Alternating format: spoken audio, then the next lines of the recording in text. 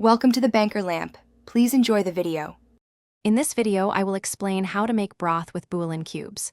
First, gather your ingredients: bouillon cubes and hot water. Bouillon cubes are concentrated flavor blocks that quickly dissolve. They are a convenient way to add savory depth to many dishes. You can choose from various flavors like chicken, beef, or vegetable to suit your recipe. This simple method saves time and effort in the kitchen.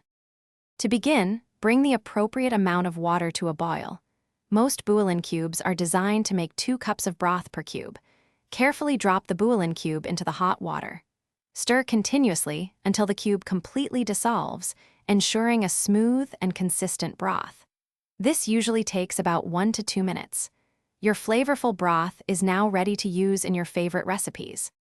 For a richer flavor, you can add a half or even a full extra cube per 2 cups of water, depending on your preference. If you are watching your sodium intake, many brands offer low-sodium bouillon options. Enhance your broth by adding fresh herbs like parsley or thyme, or a pinch of garlic powder. Always taste and adjust seasonings before incorporating into your dish. If you have leftover broth, store it in an airtight container in the refrigerator for up to 3 days. For longer preservation, pour the cooled broth into ice cube trays and freeze. Once solid, transfer the cubes to a freezer bag for easy portioning. This way, you always have broth on hand. Remember to check the description for a link to Little Tree's black ice and other great deals. Enjoy your homemade broth.